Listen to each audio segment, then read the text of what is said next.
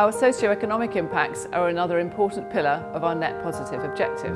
Hammerson plans to be net positive for our socio-economic impacts by 2030. Over 40,000 people are employed across the retail portfolio that we currently own. This obviously makes them important pieces of local investment infrastructure, but also presents opportunities to make a real impact on individual lives. It's really important, I think, for companies like Hammerson to think about how we are going to build environments that are inclusive to everyone. We have been working to make communities dementia friendly and the businesses within those communities dementia friendly for about the last 3 or 4 years. So seeing someone like Hammerson's taking a leadership role really supports us in that work that we've been doing. The work we're doing here is really beating a path for inclusivity that others can follow. What we've been doing at the moment is looking at the way we can harness digital technology to augment the customer shopping experience. So from Guide Dog's perspective, we're very keen to see how we can get people with visual impairment out and about, actually engaging with the world in a way that allows them to be spontaneous and to discover what's around them. Well, we're all local disabled people. The forum's there to bring insight into being a disabled customer, to talk with the architects and the planners about the type of things we need to see so that the new Brent Cross, the Brent Cross in future, is as inclusive as it can be to as many people as possible. The Let's Talk Shop project at Brent Cross has supported 200 people into employment at the centre. The apprenticeship scheme at High Cross has opened real career opportunities for the young people who have participated. The pop-up business school has been able to help 209 people build small businesses.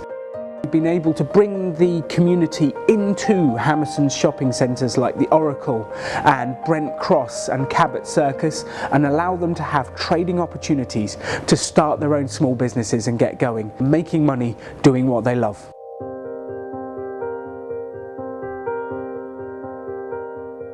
The development programme presents great opportunities to bring about socio-economic change within different communities. Where we are investing many millions of pounds in a location, we are clearly keen to ensure that we add value to that community. The outstanding outcomes we have had in Leeds, Southampton and Merthyr Tydfil this year are great examples of our approach in action and what we will bring to future developments. So here in Leeds we've had a really comprehensive employment strategy which is aimed to maximise job opportunities at Victoria Gate for local residents, and that's been established and delivered in partnership with Leeds City Council, Job Centre Plus and the local college, and ultimately 1,050 new jobs have been created here in Leeds for local residents. We've been working on a couple of projects, one being Leeds Victoria Gate, which had a very strong social story. So of the 4,500 employees or construction workers working on that project, over 500 of them were new entrants. We also had 26 apprenticeships as well. So we're bringing new, fresh, enthusiastic students and pupils out of schools and into the industry, as well as taking people or bringing people from different backgrounds as well. We've worked together to bring an empty building back into use, to use as a print cooperative, a project space and an artist in residence studio space. East Street Arts wouldn't have the chance to kind of work in this kind of space without working with somebody like Hammerson. It's kind of sort of had a massive impact on us as a charity in terms of our profile with other retailers in the city, and it's also then obviously had the impact on the artists that have been able to use the space.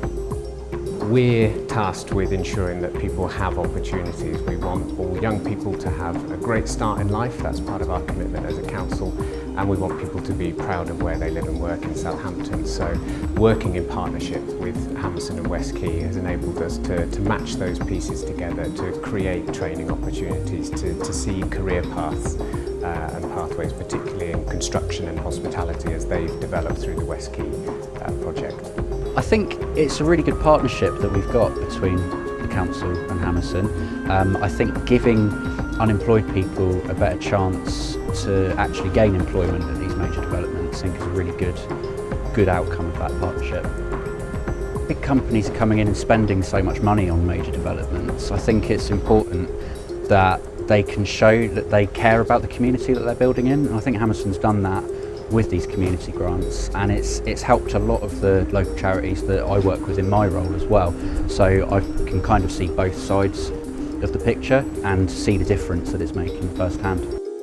Becoming net positive for socio-economic impacts is potentially the most straightforward of our net positive commitments to deliver, but perhaps the most difficult to measure. With that in mind, we have carried out a socio-economic impact footprint of the assets that will establish a baseline against which we can measure our performance. Understanding the current socio-economic concerns and priorities of assets ranging in geography from Glasgow to Marseille has been a fascinating process. It will provide us with a strong foundation from which to deliver what our local communities really want.